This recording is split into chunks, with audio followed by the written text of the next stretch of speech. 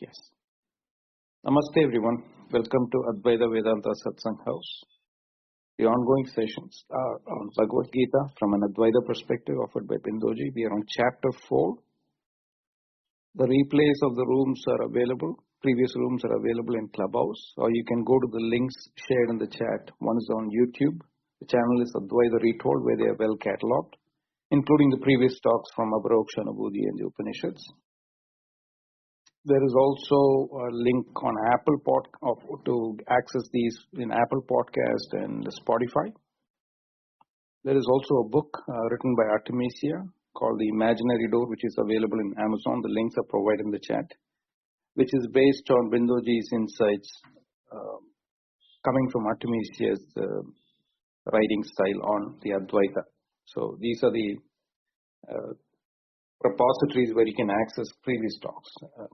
I'll be closing the chat and hand raising when Bindoji is conducting the lesson, which will last for about an hour, after which we'll open up the chat and hand raising for any follow-up questions or clarifications. Thank you, Bindoji. Over to you. Thank you, Prakash. Namaste and welcome to all of you.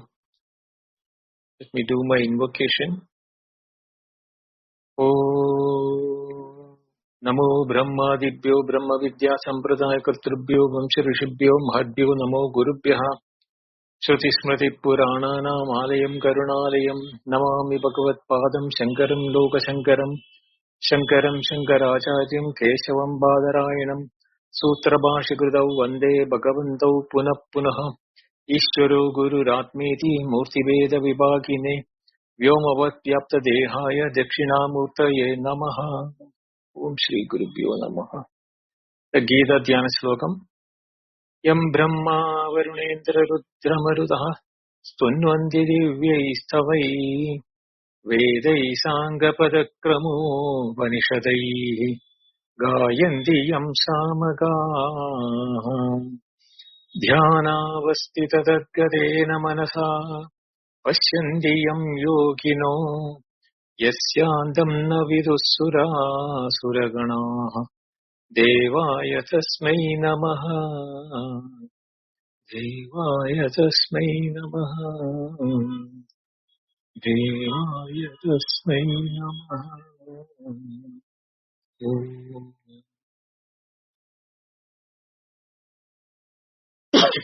Sorry.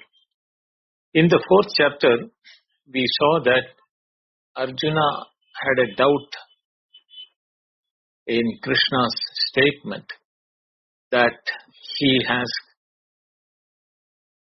taught this yoga, Avyaya yoga, to the first of the creation, the sun god, the Vivaswan, and which is now being told to you. So Arjuna asked a question. Aparam bhavato janma paranjanma vivasvataha kadam edad vijaniyad tvam ado proktam yaniti.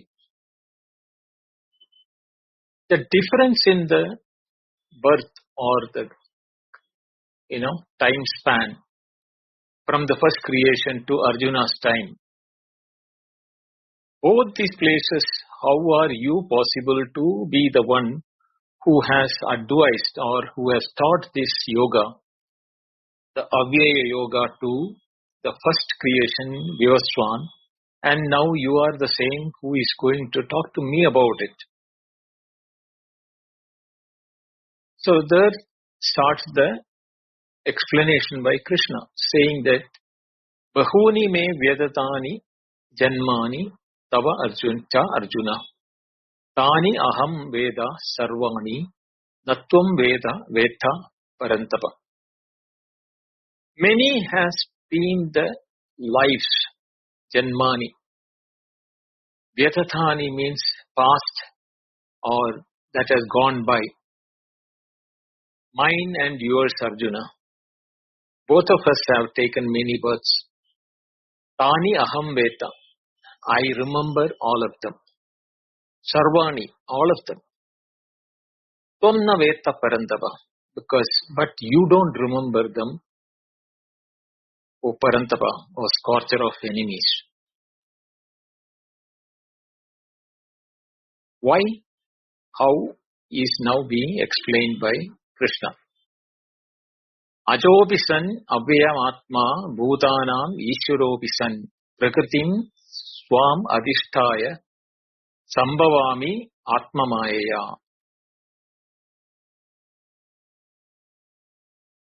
Ajaha apisan aham ajaha avyaya atma san api, that is, I unborn and a body without deterioration, avyayam atma. Being so, although all those who are born, Bhutanam, Ishvaraha, and the Supreme Lord, being so, Son, Api, although, Swam Prakritim,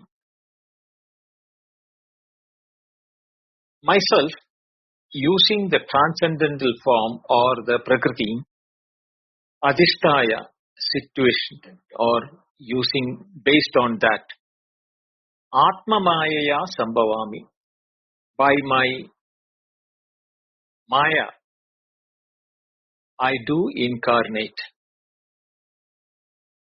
This is where we stopped in the last week, where Krishna is saying that I am unborn, Ajaha, Avyaya Atma, without Avyaya means without deterioration. This Atma, I am Atma, which is have no deterioration, even though for all those who are born also, Atma for them, those who are seen to be having birth, death and decay. Bhutana, because that is the word, Bhuta means created, or those who prani. Even for them, I am the Supreme Self, the Ishvara. And I am doing this. I am able to incarnate or present myself using my Maya, Atma Maya, Atmana Maya, Atma Maya. The Shakti or the power of Maya, using that Adhisthaya, Sambhavami, means I am creating an appearance or creating these forms. So to understand this, we need to study the next two verses together. Yada yada hi dharmasya glanir bhavati bharata apyutthanam adharmasya tadatmanam srujamyaham paritranaya sadhunam vinashaya cha dushkritam dharma samsthapanarthaya sambhavami yuge yuge. Now, we will see each verse in detail so that both are understood properly. Whenever there is a decline of dharma and the ascendancy or increase in the adharma, O Arjuna, then I project myself. That is the word meaning of the verse. Yada yada, that reputational thing, reduplication of the word. Yada means when. But when yada is repeated, it is to indicate whenever or at whatever time. To indicate a time for the incident or the event. Dharmasya. Dharmasya means of dharma. Glani. We'll discuss this word in detail later. Glani means waning. Bhavati happens or becomes. That means whenever there is a waning or a decline in the dharma takes place, O Bharata, adharmasya abhyudhanam. Adharmasya means of adharma. There is a rising up or ascendancy or preponderance, increase in the adharma. Both are simultaneous. Actually, when one wanes, the other waxes. So, when the dharma is in decline, adharma will be in the increase. So, when such a time happens in the period, tada, at that time, when this is happening, aham atmanam srijami.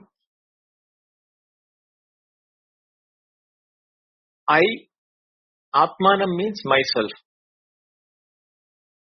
Srijami, here the word we have to take is project. But the word srij has got to release, to emit, to project, to create. These are the different meanings it has got. So here is, I project myself. In the sixth verse, it was established what an avatara is ontologically.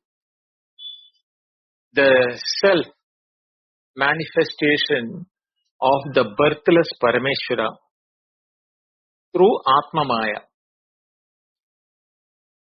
That is what is an avatara. We saw it in the last week. In this one, 7th verse, now, it establishes when and why such a thing is happening. The nimitta and prayojana. When means when is that occasion that is happening. Why means what is the purpose, prayojana, of the avatara.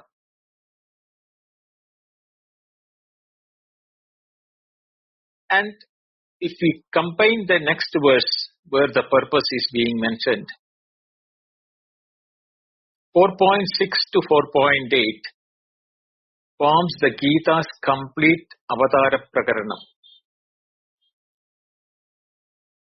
That is, in the 4.6 we saw the ontology, the avatara.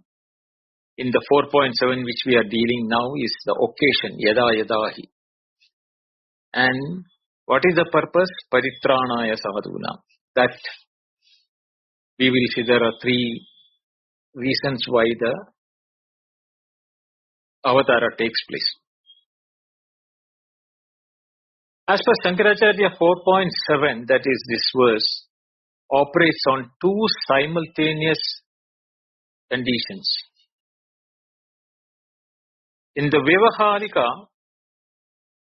the cosmic historical account of Dharma's decline and Ishvara's periodic remanifestation is to restore it. That is the conventional avatara theology. But from the absolute or the paramarthika level, the perennial concealing of Atmajnana due to avidya and Parameshwara's, Ishvara's eternal response as a Nitya Guru, a teacher eternally present along with the society, who perpetually rediscloses this Avyaya Yoga or the Avyaya truth. It is not that Vyavaharika is not right, it is not being dismissed. But we should ensure that the second is never lost. That is the purpose for the avatara. The deepest dharma that declines is the knowledge of the self. Atman. And the deepest adharma that arises is avidya in its derivatives as kama, krodha, lobha, etc. And the truest avatara is the self-disclosure of Pratyagatma through Guru Parambara and through the Shastra itself, where the avidya is removed and vidya is established. Now, looking at the commentary given by Shankaracharya, this yada yada reduplication receives an explicit attention. He reads it as an assertion that the correlation of dharma glani and avatara is not a contingent but a necessity. There is a nitya sambandha, a fixed relationship between these two. From the cosmic structure of Ishvara's governance. This is not an ad hoc divine intervention at the expression of eternal. No, but the expression of eternal dharma rakshana niyama, where Ishvara, by the law of all beings, or Ishvara of all beings, perpetually sustains the cosmic order again and again.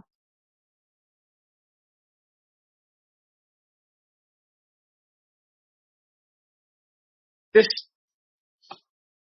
the avyaya he, or the indeclinable he in the verse, is something self-evident only to those who has viveka.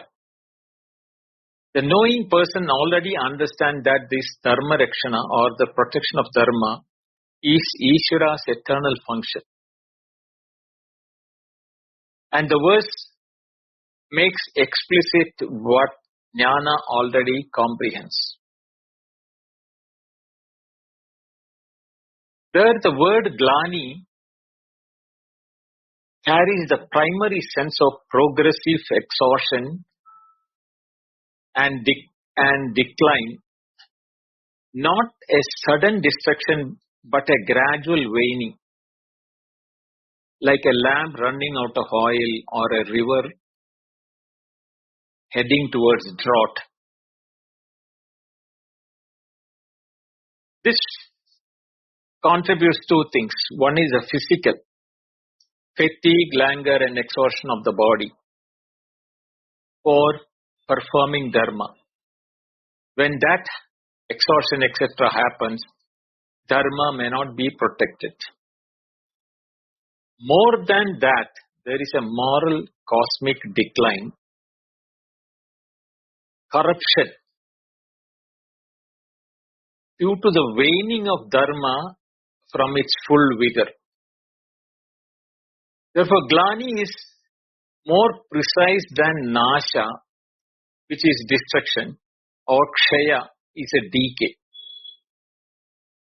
It suggests that the process of progressive weakening rather than a sudden annihilation. Dharma does not collapse instantly and completely, never. But it languishes, loses vitality, and becomes attenuated. And at this stage of glani, yet not complete nasha, is what avatara interferes.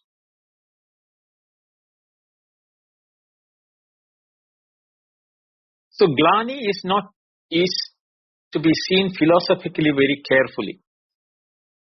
Shankaracharya notes that glani of dharma does not mean a complete disappearance of dharma from this society. For if dharma has been completely destroyed, there would not be any loka or the world itself will not be left, and there will not be nothing to protect. Therefore, glani, the word, means dharmasya hanihi, that is attenuation. Specifically, Shankaracharya identifies two modes of dharma glani. External glani is the varnashrama dharma, etc. That is the ritual practice, social order at the empirical level, vyavaharic level. More than that, it is on the each of the individuals at the internal level. Decline of the knowledge of Atman, jnana dharma. The true dharma that Parameshwara transmitted to Vivaswan, Manu, Ikshvaku, and which is getting transmitted from Rajarshis one after the other, is what is declared lost or reduced.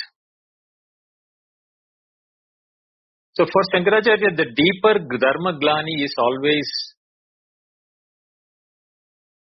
the second, the concealing of Atma Jnana, when parampara or the non-dual work wisdom breaks down and avidya proliferates. This happens when kama and krodha are taken as ultimate realities. That is the true glani that calls for avatara. The Gita itself being delivered by Parameshwara, Krishna himself, to an adhikari Arjuna, precisely at a moment of dharma glani in Arjuna, due to desperation and not knowing what is his dharma, is the living enactment of this verse.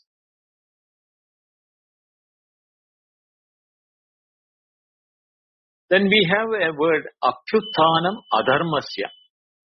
Dharmasya glani, same way, apyutthanam adharmasya. It is a complete opposition of glani, apyutthana. Is flourishing or ascending or rising up of adharma. Apyuttana means inversely proportional. As the dharma wanes, the adharma rises, and the vice versa. The avatara's arrival reverses this. Apyutthanam adharmasya is the second temporal condition of yada yada. So, yada yada dharmasya glanir bhavati, yada yada apyutthanam adharmasya. Both this is the way in which it is linked between. And bhavati is the verb whenever it happens. Whenever the decline of dharma arises and the ascendancy of adharma takes place. Just as in the case of dharmasya glani, adharmasya apyutthanam operates on the same dual conditions. External adharma, or at the empirical level, is the social disorder. Varna sankaraha, mixing up of varnas.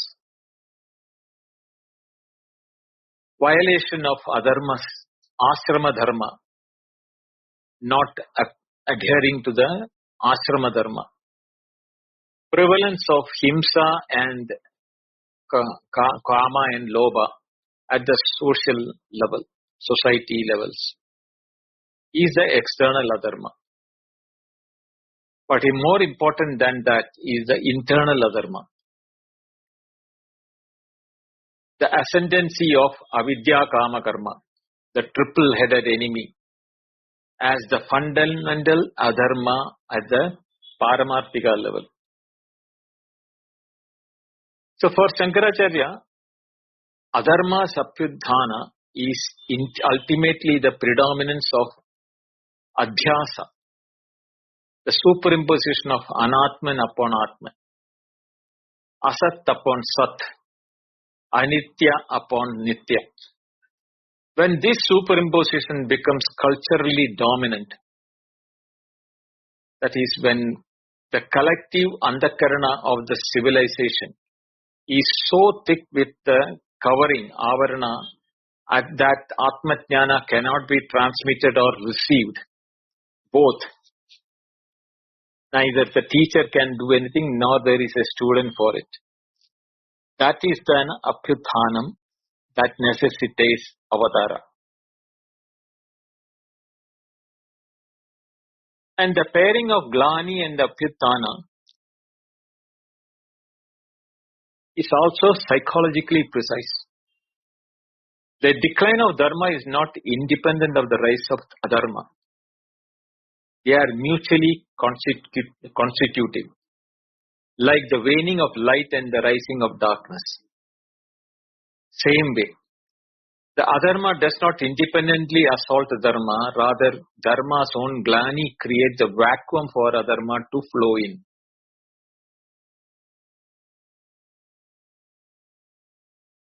This has an Advaitic resonance. Ignorance does not attack knowledge because they are opposed to each other. It merely fills in the space left by the absence of vichara.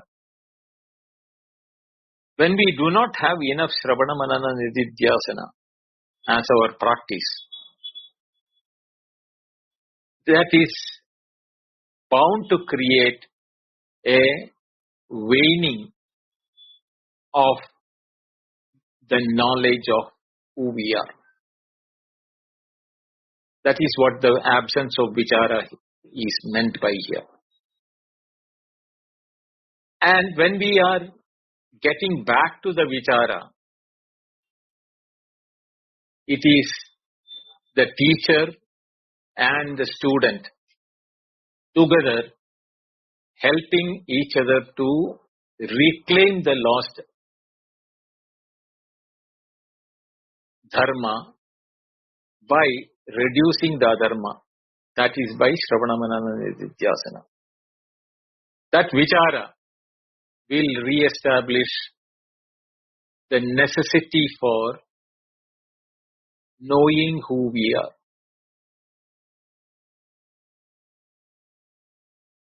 So, even though it may appear to be a theological verse from the declaration of Krishna that I am taking birth again for protecting the dharma and, destroying the adharma. But it is operating both at the empirical level and at the paramarthika level, the absolute level. The empirical level, we will see the people in the society are becoming more and more interested in knowing the philosophy of or the knowledge of who we are.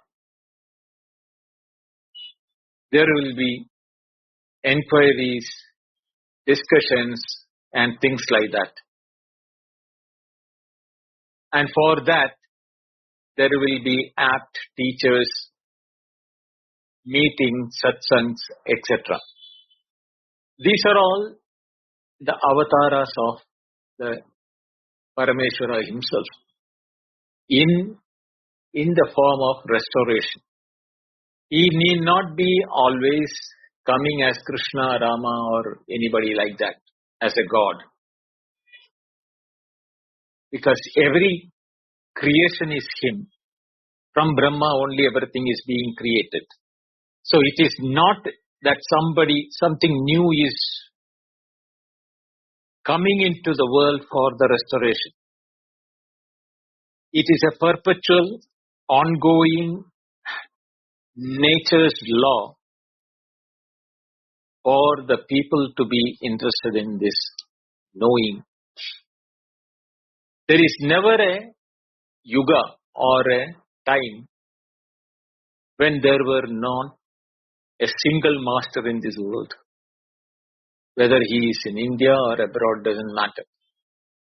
There have been masters throughout the human cycle.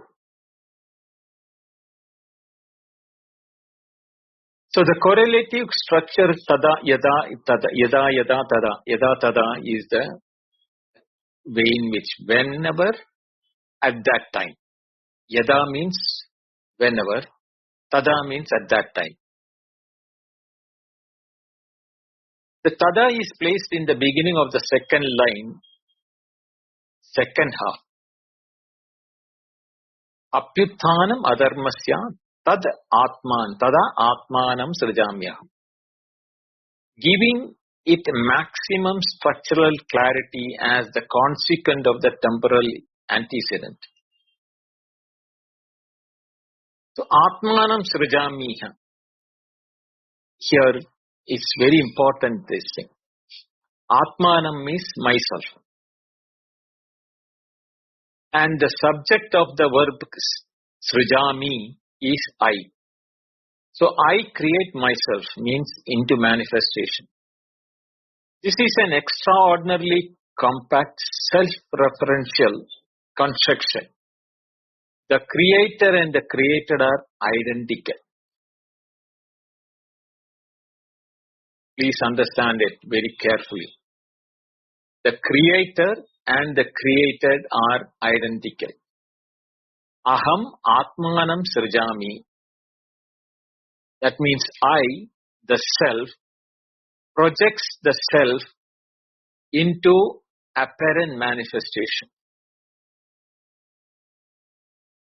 Now the word srijami carries a very rich semantic field. Primary, it will appear that to release, to let go, or to emit is the literal meanings of it. Like releasing an arrow. Saram srijati, saram srijati. Or a river releasing its waters into the ocean. But when we extend the meaning, it will become to project, to pour forth, or to create. This is used for cosmic creation. Brahma srijati jagat. And then, when we go into the Vedantic, Advaitic, technical Advaitic way, to project in the sense of vivarta, the apparent projection of the world from Brahman, like the apparent projection of, the silver and the nacer, or the rope and the snake, etc. Srijami does not mean I manufacture, karomi, or I become, bhavami. These are all the Sanskrit technical words. So srijami is not similar to these two words where I manufacture or I become. Srijami is to release or project myself. The creator projects itself without losing any aspect of itself. So the nirguna becoming saguna is not different at all. Both are one and the same. One is invisible to the sense organs. The other is visible to through the sense organs. Like a lamp projecting light without diminishing. The Brahman is now the self-illumining light which illuminates the objects. So the word vivarta upadana means the instrument for appearance is Brahman projecting the Jagat without undergoing real transformation. The Brahman and the world are not two different things. One is visible for the sense organs, but as Brahman, it is invisible and it is not possible for the sense organs to comprehend him. Therefore, when Srijami, that word, it has got importance. The phrase Atmanam Srijami for Shankaracharya is the most philosophically pregnant term in this verse. He unpacks it with characteristic precision. He says that Atmanam here does not mean a body or an avatara form. It means the self itself. Krishna says, I project myself, not I project into a body into which I enter. This is the Advaitic distinction from the Sankhya Vaisheshika models of divine creation of God. In their Sankhya Vaisheshika, God creates the world separate from himself. Whereas here in Advaita, the Parameshwara or the Ishvara or Brahman projects himself as the world. The avatara is the self-projection, Atma Srushti, of the Nitya Chaitanya into the field of Vyavaharika visibility. This is what I said. The visibility for the sense organs to apprehend. This does not diminish the potency of Brahman. But when the Ajnana takes stir in our mind, the sense organs are bringing the truth as it is. But the mind takes only the name and the form of the object, not the Sat and Chit aspect of it. Because Sat and Chit aspect is not possible for the sense organs to bifurcate from the name and form. The intellect can, but intellect can do it only if it is doing proper manana and nididhyasana, to be not under the clutches of the mind, which confuses the name and form as the reality and not the Sat and Chit aspect of the object. Every creation or every projection which is being experienced by us in the world is Brahman itself. That is why the Upanishad says, Sarvam Khalu Idam Brahma.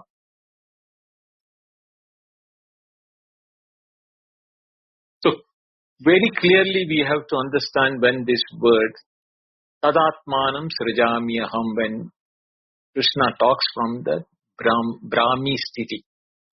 He is talking from himself as Brahman. Because only Brahman can have this potency to project itself. Nobody else. And other than Brahman, there is nothing second. There is Nena, Nanasti, Kinchana. There is nothing other than that. So Shankaracharya read the Srijami through the lens of Aitreya Upanishad, the root Srij. Atmava idam eva agre asid. Sa ikshata loka nu srija iti. We have studied this. Atmava idam eva agre asid. Sa lokas. Sa ikshata lokan nu srijata iti. What does it say? The Upanishad word sentence is, this was only the Atman in the beginning. Atmava idam eka agra asit. Eva.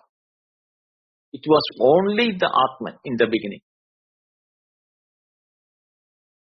Sa ikshata, it thought. Lokan nusrijata iti. Let me project as worlds.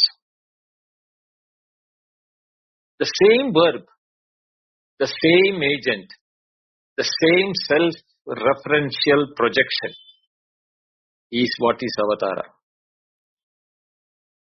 Now, avatara is a microcosmic reenactment of the primal srishti, governed by the same Atma Maya.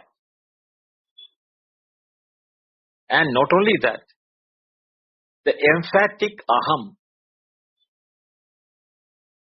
nusrijami aham, that I, that is I project myself,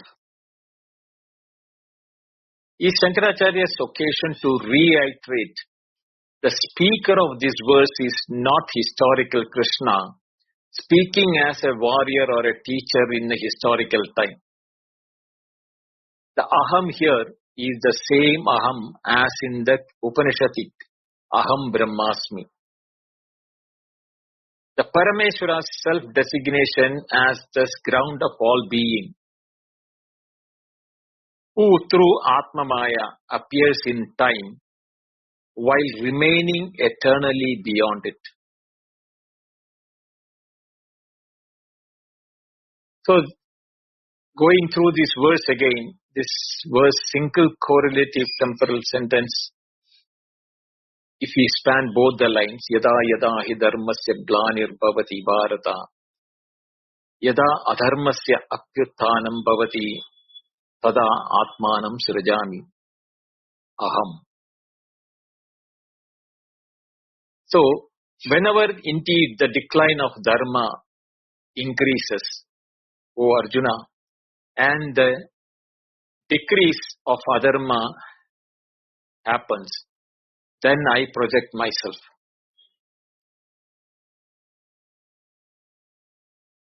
The antecedent is yada yada, when the dharma glani and adharma abhyudan. The consequence tada is atmanam srijamyaham. So the two conditions are inverse mirrors of each other. Dharma going down, adharma increasing, expressing a single cosmic crisis. From both sides simultaneously. As the light decreases, the darkness increases. Same way. The one response, Atmanam Srijami, is the deliberate, singular, sovereign, however complex the crisis. Ishvara responses is always at the same self-disclosure of the eternal self.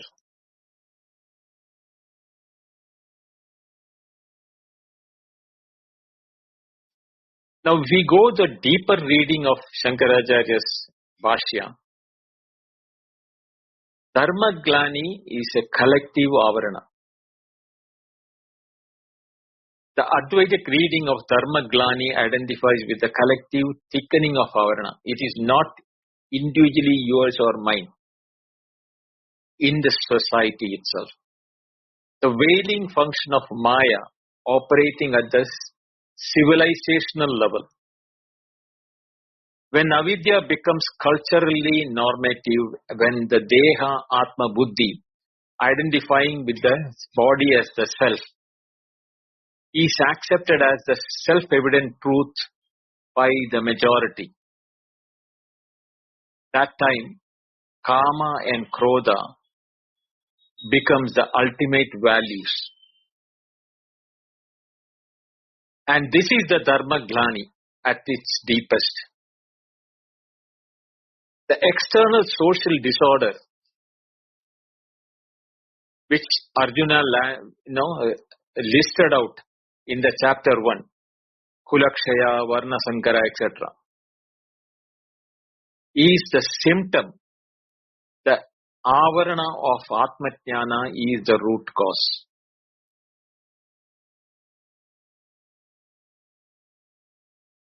When that knowledge is covered, avarana takes place, the Vikshepa Shakti or the projection is indicated by the word adharmasya abhyudana. That means the dominance of adharma, the projecting function of ignorance or maya, that hurls the jiva into vikshepa shakti, attachment to objects, kartrutva abhimana, pride of doership, and consequence of karma bandhana, bondage into activity for aggrandizing and accumulation due to kama and things like that. When vikshepa overwhelms, avarana's complement. When not only the truth is covered, but the false is actively projected and celebrated as the truth. This is adharma's abhyudana. And atmanam srijami, that is the time the self needs to be disclosed by itself. Shankaracharya says that atmanam srijami, as the self projecting itself, has the profound implication for understanding moksha, or liberation, emancipation. If avatara, aham srijami, atmanam srijami, that is the self projecting itself, then every genuine moment of atma sakshatkara, or realizing of the self, every instance where the pratyagatma, the inner self, stands revealed to a mumukshu, those who is interested in the liberation. That itself is the micro avatara. The earning for liberation and identifying I am not the body, mind, intellect, but the self, knower of all, the witness of all. That is the micro avatara. The avatara of Krishna is a macrocosmic, publicly visible form of what occurs microcosmically every time avidya is dispelled by jnana in a single jiva. So every one of us, when we dispel the ignorance and move towards the knowledge of the self, every jiva is moving or giving the avatara for Krishna in us.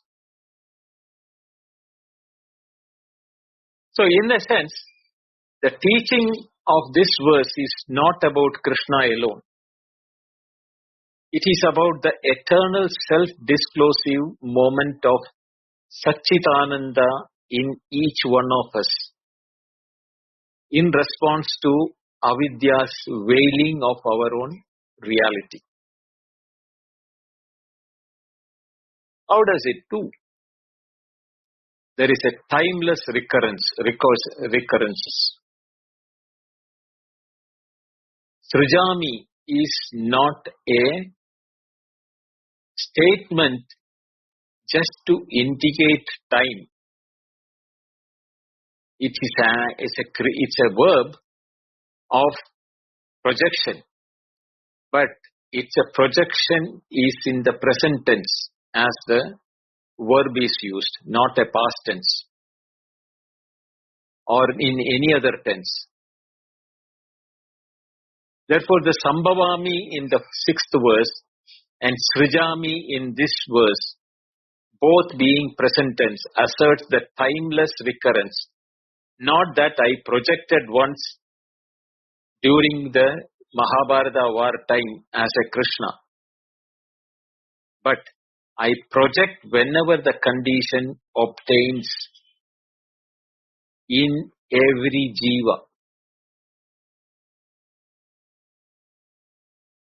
This encodes the cosmic law, niyama, structure of dharma glani atma srijana. Whenever the dharma reduces in the individual, the atma will project itself in that individual, but is a necessary, perpetually operative correlation, not a once in a history event. Every moment in our life, when we forget who we are, every experience comes up to remind us that you are the consciousness and awareness, which is the reason why you are experiencing it. There, if the ego that I am now doing this thing is the veiling of the jnana, that from the I am the awareness to I am the body, mind, intellect. So in the history, it's not a historical event. Pradibodha Viditam Matam. Every moment it is, every experience is the birth of an avatara or the projection of an avatara in us.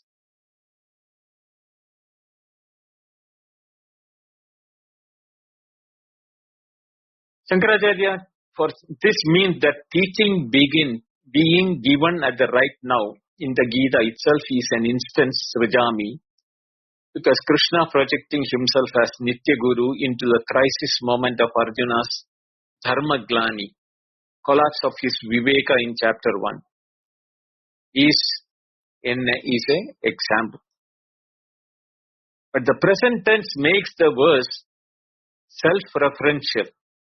It describes what is happening in this very moment to each one of us.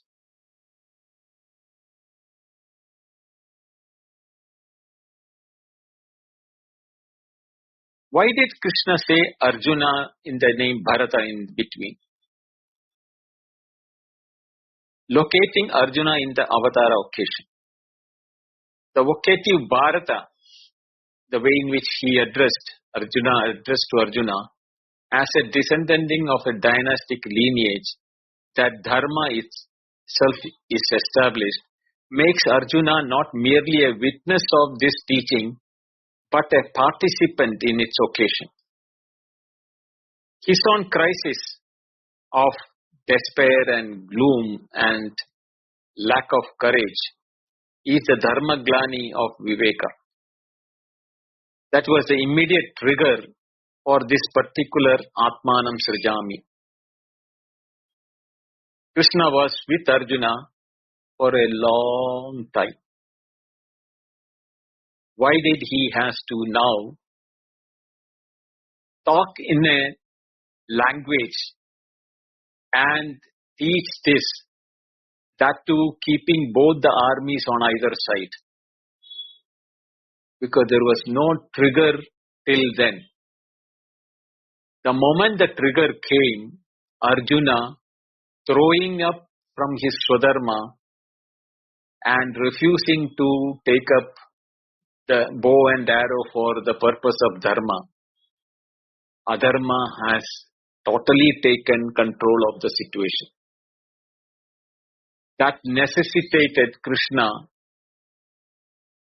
to take his Nitya Guru role to explain to Arjuna.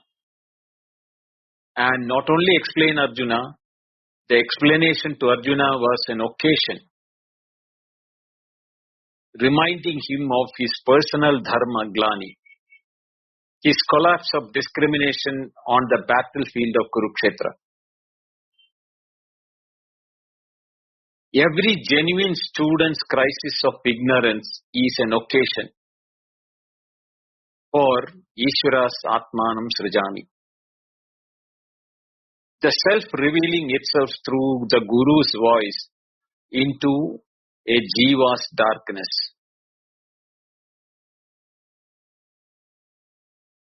This verse, the occasion of Avatara, is fully established.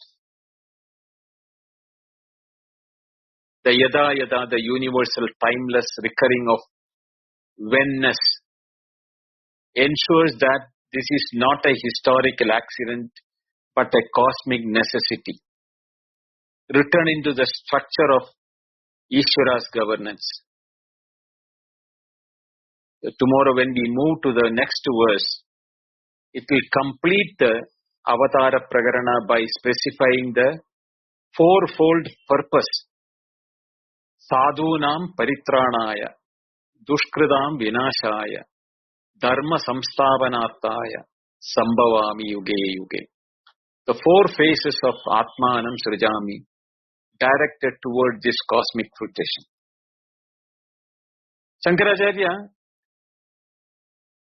has not written much in this verse, actually speaking.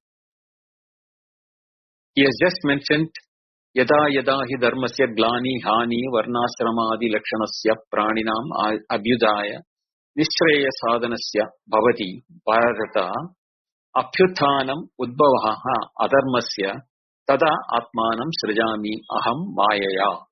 That's all. Just one sentence.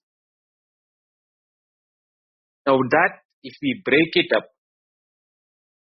yada yada hi dharmasya glani hani varnashrama lakshanasya.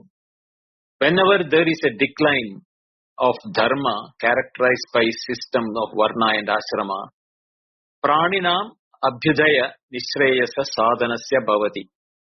O Arjuna, which is the means to worldly prosperity, abhyudaya, and the highest good, nishreyasa, of the living being, abhyuthanam, udbhavaha adharmasya. And whenever there is a rise and emergence of dharma, adharma, tada atmanam srijami, aham mayaya, then I manifest myself through my maya. So the purpose of divine manifestation in the deeper philosophical way, what is adharma? Varnasrama lakshanam. Varna and ashrama. Varna is the social roles. Ashrama is the stages of life. This structure supports the spiritual life. It organizes the society by ethical life, knowledge and liberation. Therefore, dharma has two purposes. Abhyudaya, worldly prosperity, meaning social order, stability and well-being. Nishreyasa, the supreme good, meaning liberation, moksha. Thus, dharma serves both the worldly prosperity and spiritual liberation. And what is decline of dharma? Glani is weakening or corruption, moral confusion, abandonment of duties, loss of spiritual values and knowledge. When that is the time when dharma weakens, adharma grows. Rise of adharma, apyuthanam adharmasya. Adharma becomes dominant when this leads to social disorder, ethical decay, and spiritual ignorance. This is the time for divine intervention. Atmanam srijami. Lord does not truly take a birth, but he manifests through Maya, through his Maya. Thus the avatara is intentional, compassionate and pedagogical. Why should the Lord appear? The purpose of incarnation is explained in the next verse. That is the fourfold things which is that we will see tomorrow. To restore dharma. Dharma sustains civilization. Social order, when it is collapsed, it needs to be restrained. Spiritual life, when it is declined, that has to be rejuvenated. The spiritual knowledge requires social stability. Therefore, the Varna and Ashrama is not merely social order. Its ultimate purpose is to support moksha.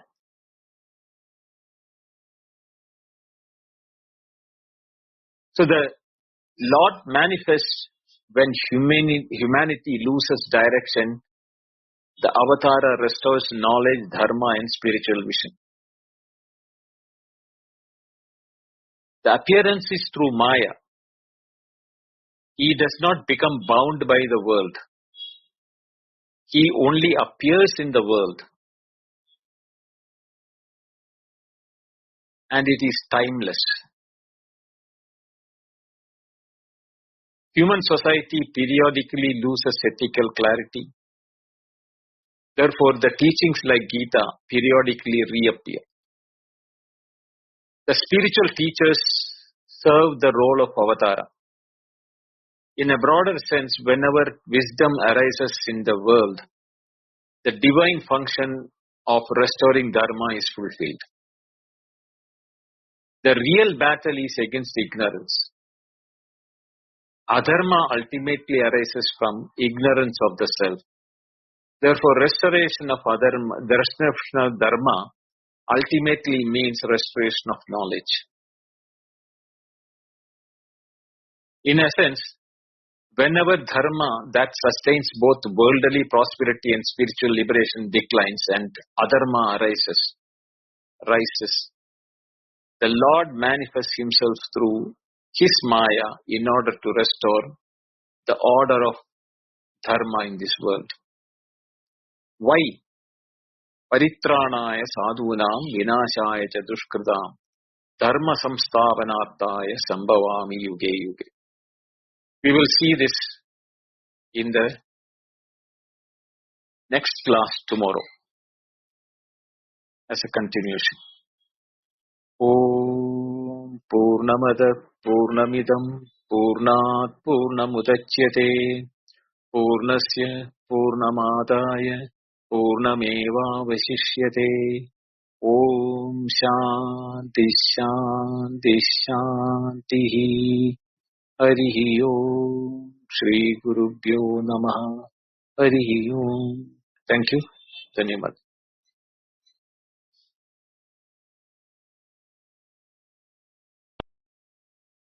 Thank you very much, Bindoji. I've opened the chat and hand raising. If there are any follow-up clarifications or questions or any discussion point, we'll have this room open for about half an hour. Namaste, Venkat. It was a nice session from you.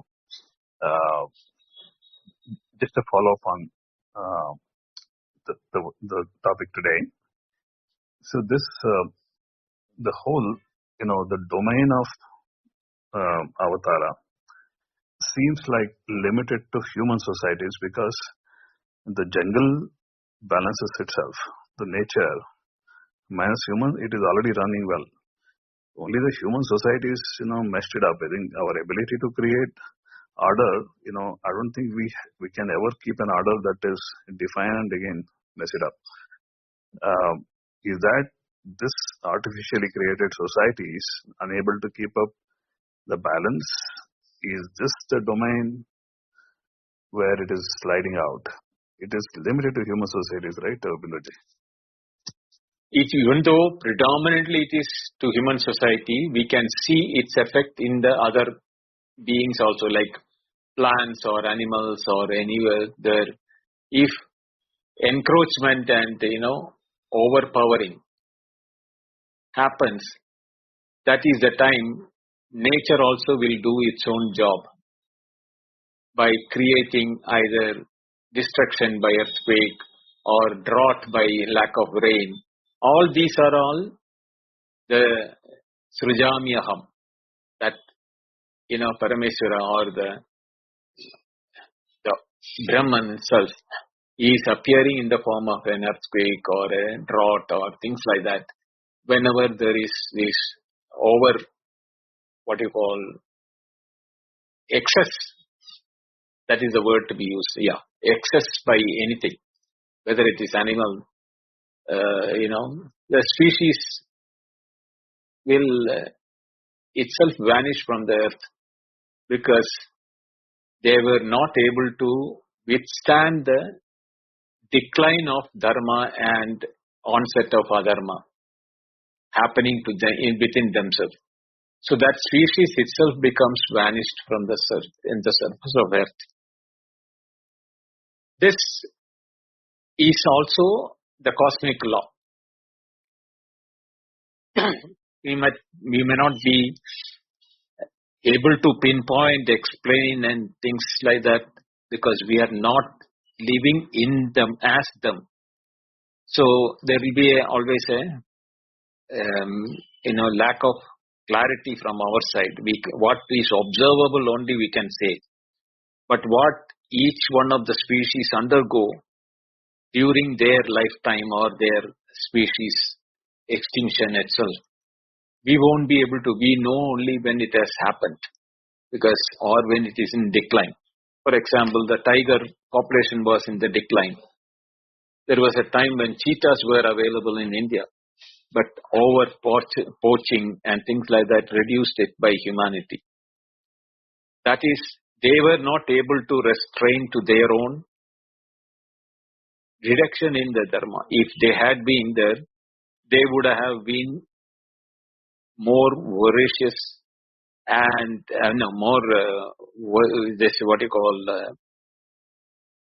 expressing themselves in the more attacking way, and they would have sustained themselves. But human beings, being more powerful, entered into the picture and diminished them. So these type of things which we are doing, that what we have not realized is that we thought that we diminished them or we eliminated them because of our kama and krodha, or for the lobha, or the the skin, or the whatever may be the things which we are ordering. But in the process, who are the losers? We became the losers because we stopped seeing the cheetah in Indian soil. We had to import from African jungles to now to habituate them. So many things have gone from the earth by carelessness of human beings. It is not the loss is to them. The loss is to us because we do not be able to see them again or know them properly. So many of the things have vanished from the surface of earth. It is due to the same rule of dharma and adharma. Dharma reduces and adharma is increasing. The loss is to us. So as you said, predominantly it is on the human society what is being told, but it is not that it's only happening to human society. Prakash may be able to tell in the plant species it is happening. Where the parasitic plants come to such an extent that the mother tree on which they were growing becomes virtually non-existent after a point. But what happens in the process is that the parasite plant also will lose its place from where it can sustain and remain. By that way, they also die in the process. So these things we can just relate and tell that whenever there is an excess, that is not good, whether it is human being, animal or plant.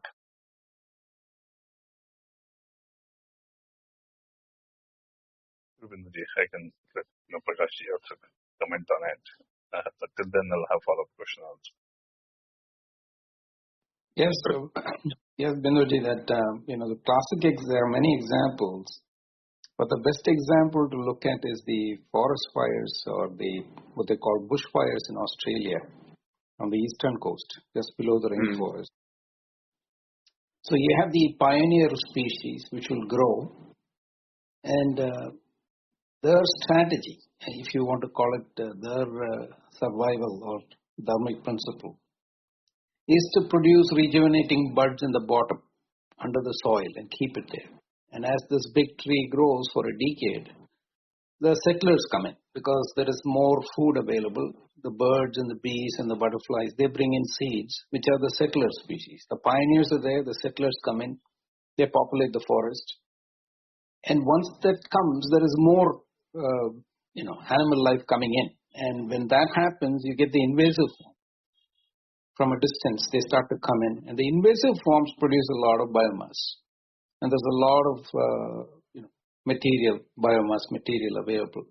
And suddenly the fire starts. And when the fire comes, the invasive forms, the settlers, even the pioneers, they're all razed to the ground. But the pioneers will come back again because they have the bud stored in the bottom and they will rejuvenate the forest. And this cycle repeats itself. So it's a classic example that you're talking about, how the balance in nature is a very subtle thing when you don't look at it carefully. But once you understand it, the fire is not just simply a destructive form, it's a reset. So that's a good example, Pindoji. Yeah. Thank you, Prakash, for the explanation. So, Prakash, I think taking that cue forward, exactly following the question, there is a certain order that emerges. Hence, there is a certain balance kept. Now, the balance we talk about, dharma, that gradually decline. Here we are talking about decline in a way that if some order is created, why would it decline? Is that an eternal order or an artificially emerged order? Which is declining? Either eternal order declining or the temporary, interim order declining? Which is declining? Eternal order can never decline. Eternal order will be there. It's from a total perspective. You have to zoom out to see it. But when you zoom in, you will see these temporary things which will go into decline and rejuvenate again, things like that. We're talking about that is getting overshadowed. Is that eternal order getting overshadowed? Hence further, rejuvenation take place. What is getting overshadowed in that case? Anything can get overshadowed if there is a decline in the, source on the order in which the nature has created it. That is where what I said, the word excess, if used by, excess means overconsumption or overindulgence or any of that type of thing, excess is there will be bound to be a decline. That is irrespective of from the larger perspective or from the micro perspective or macro perspective. Both the places it is equally applicable. So that means eternal order is also vulnerable. Yes, eternal order is not eternal in the sense it is eternal as long as it can maintain the order. Otherwise, it is not eternal. That is why, you see that didn't we see that where in the Puranas we say that Mahapralaya, the Pralaya, ordinary Pralaya and the Mahapralaya, where the whole thing is reset and it starts from the beginning again. I just have one more follow-up. They can go ahead. So this whole Srujamyaham is also including name and form domain for commoner to recognize it, because it's a mass ignorance now set in. It need a reset with an avatar. Is this now like character like Krishna, Rama, they manifest in the way everybody can understand? Is this now covering entire domain including name and form? No, in the sense, even when Krishna gave the Gita to Arjuna, the benefit of that teaching was for the generation after Arjuna became the, what you call, winning the war. But those who were there in the battlefield, they were not benefited because they didn't hear it. They were not eligible candidates for it. So they were not being able to listen to that. But Dhritarashtra heard it through Sanjaya, but he was unable to implement it because of his moha for his children. So he also, became saddened by the death of his children. So it is not that knowledge is going to save you, but how you implement that knowledge for yourself. That is why Atmanam Srijami, that word is important. The knowledge has to be implemented, learned, practiced, and perfected by every one of us. Hearing it, listening it will not be, don't think that it will save you from that. No, the knowledge has to become your part and parcel of yourself. That way we have to, each one of us have to imbibe the knowledge and make it as our dharma. Then only the moksha can be, a fruit of action, which Krishna will tell, not in the next verse, the following verse he is telling the Falashruti. So that time I will be explaining this. It will be an infinite loop, right, Balaji? Yeah. The It will be an infinite. Nitya Guru doesn't happen, even the avatara become wasted.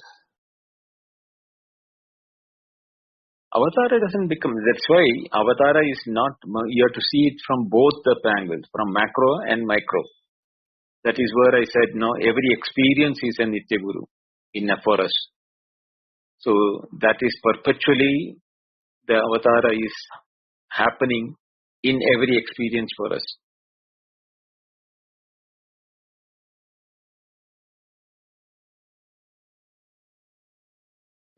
I think I'll let Jay continue. Thanks, Balaji. Thanks, Sundit. Namaste, Jay. Hey, Balaji. Namaste. Thank you for all the inspiration. One question I always had from a long time is Balaji.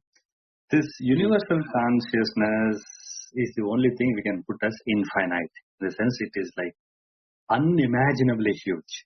Now, about this Dharma Sthapana, right? Whatever this Krishna speaks and any of the spiritual people speak, they bring some logical arguments and all those things and they say, hey, this is reality and that is not. Now, even a single cell, hey, in our body or anywhere else, I believe it is such a hugely complex phenomenon. It has like million things has to come correctly for even one single cell to survive or to live. So, a single cell, which is such a complex thing, if this universe can run near infinite number of cells, I believe coming and explaining to this currently 8 billion humans that, hey, look, don't go, whatever they said, the universal consciousness for it will take the effort of coming at once to manage one single cell of life. It is so easy for universal consciousness to come and tell these people, hey, this is Dharma, follow this, you idiots, change yourself. I think it can come very easily and in a day transform all these 8 billion mostly corrupt people. But I believe the other story is that, hey, this is Maya, this is intentional drama, this has to happen, there are so many inefficiencies in this world, in humanity and all those things. The universal power is intentionally allowing this drama to happen for whatever fun reason, right? So, is the universe allowing this torture and pain and suffering to continue for fun? Because I believe if it intends, in one day it can come and solve with very small effort. So, I can't comprehend these 2 points of Govindaji. Yeah, very well said. Your question of all this intent or the reason behind these things, whether it is a play or maya or imagination or this, all these things, because we are having a space-time causation. The word causation is more important. Only for our waking. Things which happen in the dream, we never think about the causation. What caused that dream to happen? Or what caused me to be in the deep sleep? This sort of type of a question doesn't arise for us at all. We take it for granted that it is part of the daily routine. Going to waking, dream and deep sleep is our routine. But whatever happens in the waking, we need to find a causation for it. Why did it happen? Where did it happen? Or why? All these questions which we ask is only when we have a time, space and causation as our controlling factors. Now that which is beyond the time, space and causation, we cannot even imagine with mind. As you rightly said, this whole world, from microcellular to the largest imaginable thing of galaxies, etc., is the cosmos itself, whole universe itself. Where is it? Why is it? All these questions can never be asked to that total picture, because those picture and the whole thing, microcellular to the universe, is a knowledge which is in our waking alone. So we are asking these questions of why these things are happening. All the questions are related into the waking. So what happens is that we now try to extrapolate the waking as the total reality for the entire experiences of including dream and deep sleep. Then we ask for them, but we do not ask why do I go to sleep or why do I dream? Do you ask that question, Jay?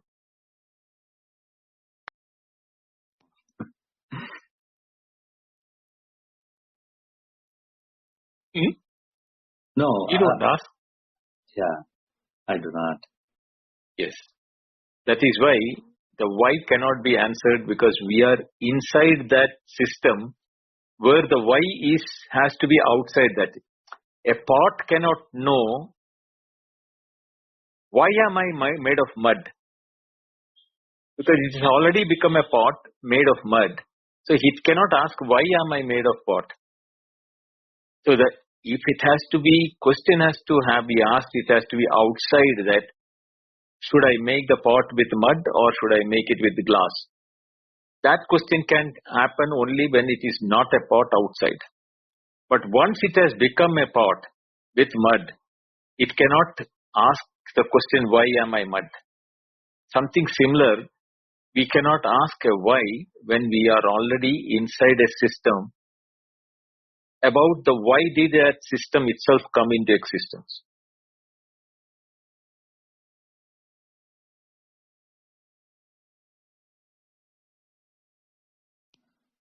Okay, Binduji. Now, to extend that question, either way, see, if this universe never ever comes to this world and for dharma and never ever pointed anything, then okay, all of us would have been lived a painful life, suffering. So, some happiness, some suffering. Somehow we would have lived pain, happiness, and all. We would have died. That is one track.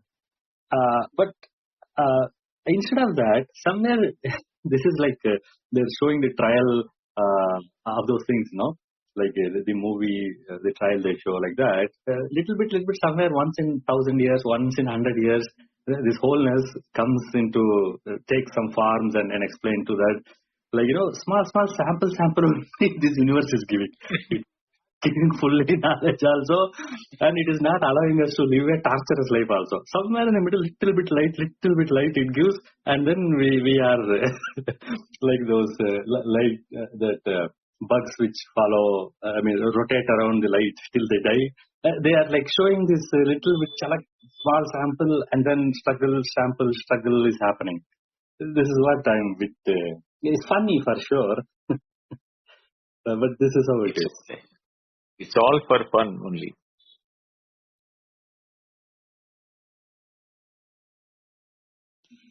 We cannot say why and the fun part of it, because we are part of the play. That is why, from that point of view, we cannot see it unless.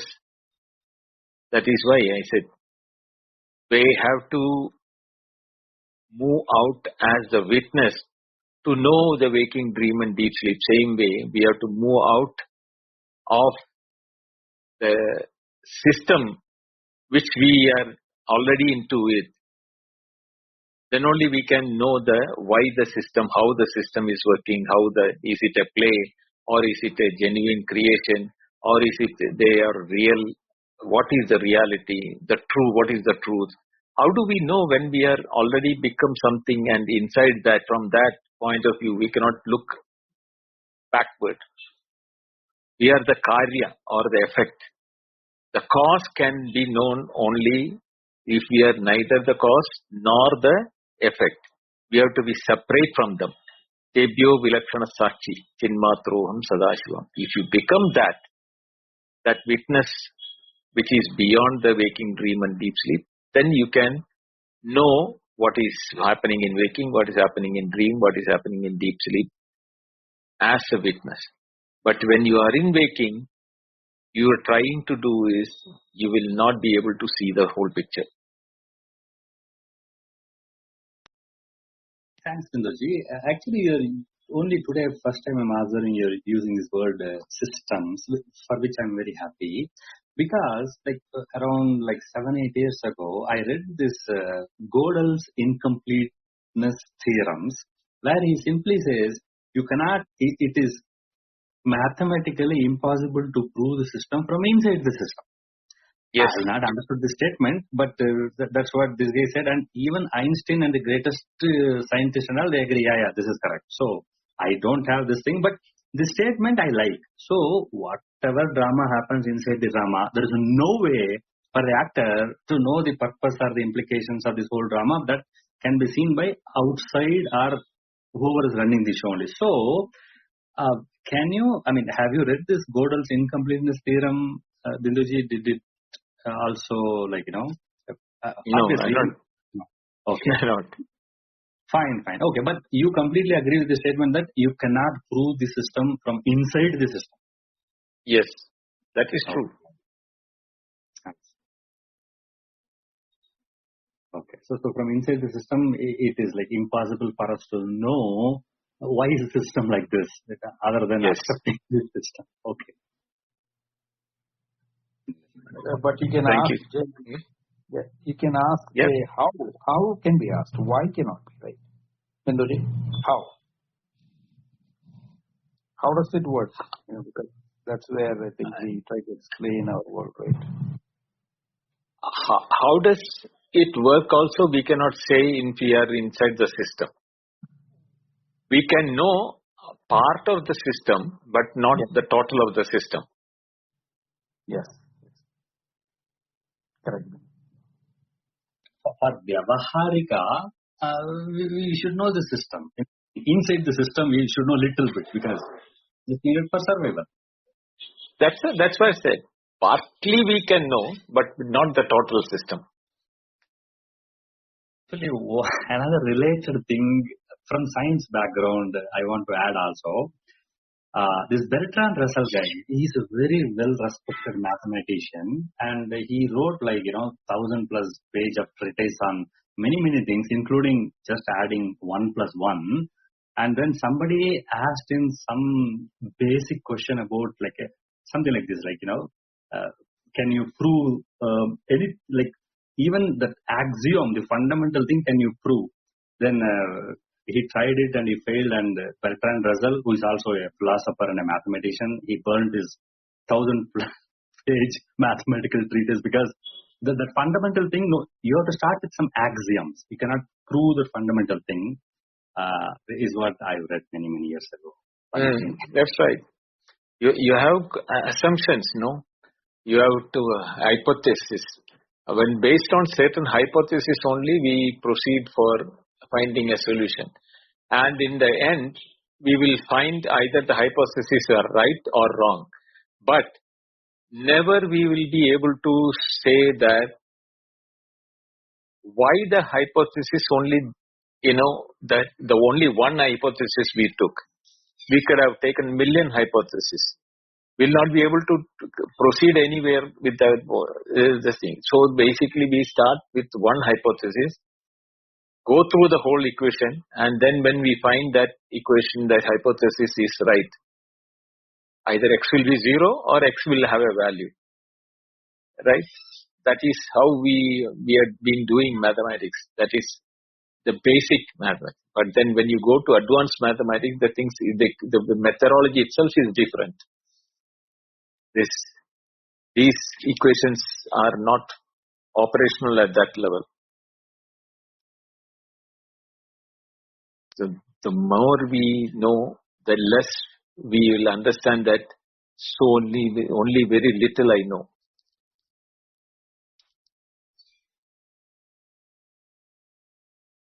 Okay, thank you. Okay. Right. Thank you, Vijay. Prakash? Yes, thank you, Vindoji. Thanks everyone for attending the session, and for those who came up and asked the questions, a special thank you. The replays again are available. The immediate ones are available in Clubhouse, the one today. All the other series of lectures leading to this is available on the YouTube channel, Advaita Retold, or you can go to Spotify and the Apple Podcasts, shared in the chat. And tomorrow we'll reconvene at 8:30 p.m. IST, where Vindoji will take us deeper into this Ishvara. As always, thank you, Vindoji.